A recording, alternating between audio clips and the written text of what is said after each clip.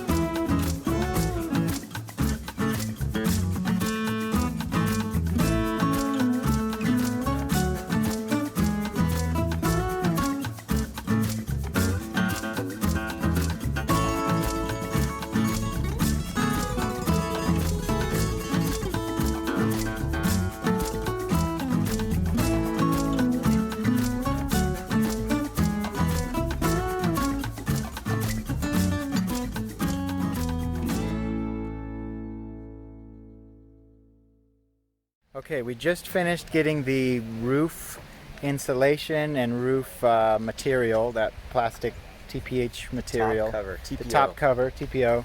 And it was a pain in the butt.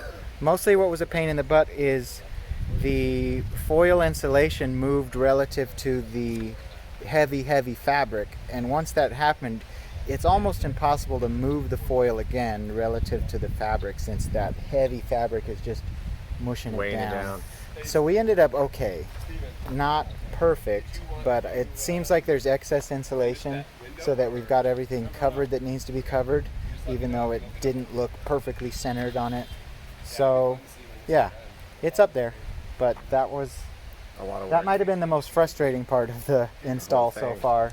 And probably the side is going to be much easier than that, because basically you're dealing with this really heavy tarp that you can't reach most of it. So you're fiddling from the middle and the bottom. I'm trying to flop it up and down. But it ended up okay. Okay, we're working on wall insulation now. We temporarily hang it with S-hooks, and then later when we put on the fabric outer liner, everything's going to get connected with cordage through all those grommets and tightened up. Alright, then stop right there, Jacob, and I need to hang it up. Alright, yes, down. Let's stretch the whole thing out. There you go. Well, are you talking 10 inch overlap for me? Yeah, at the top. Yeah, okay. Can you pull it tight, Jarvis, down though?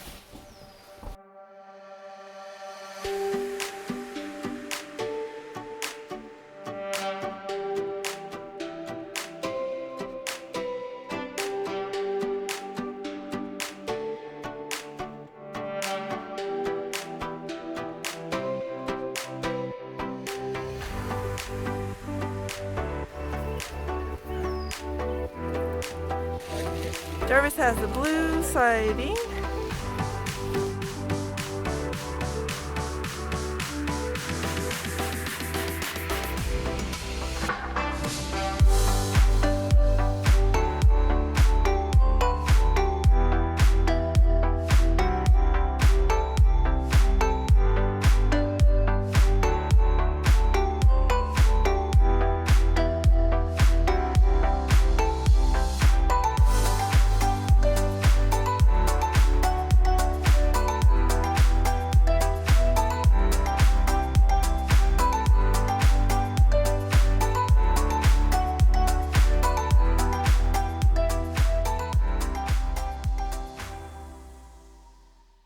Okay, we just got both pieces of the side cover in place. This should have been sliced all the way to the very hanging end them of up, the door jamb, and then really cranking them into that door jamb to pull them tight.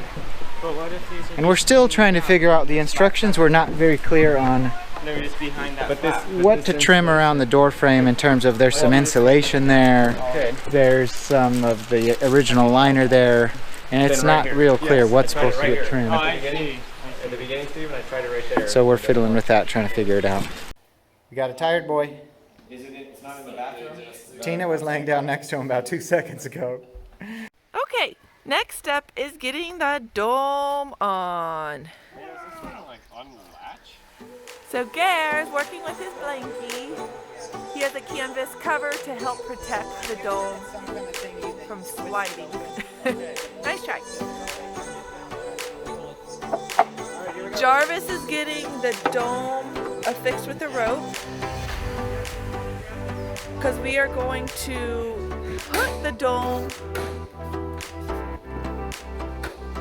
onto the roof and then pull it up to the top.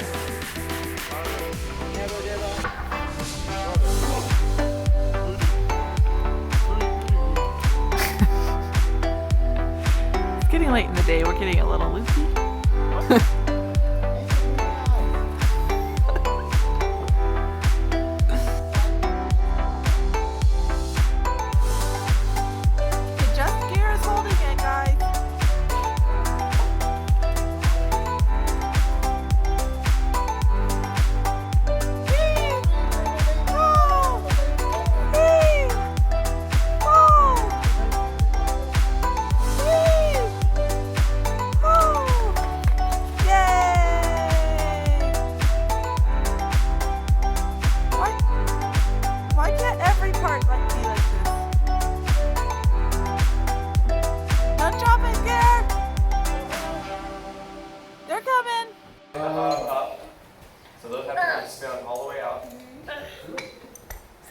a dome opener installed. Okay, I'm up in the dome and we just installed the plexiglass dome top and this handy dome opener. What is it called? Which is super nice. I'm just twisting it by hand. Oh, the canopy. And so you can see it opening. Yeah, You can see that sandwich of insulation and stuff here. Machine guns in there. And the top cover, but we've checked in from below. You can't see that. But this opener will be really important for good ventilation up here. So let's see. I think it looks like a gunner's canopy. It opens up We should mount a machine gun up here. that far. And man, the three of us up here, we are getting sweaty. As soon as this thing is closed, it feels muggy and hot. So it's interesting how much a difference Yeah, that's it makes. amazing. It doesn't open very far, but you're gonna have it open a lot. Right. Yeah. The fan.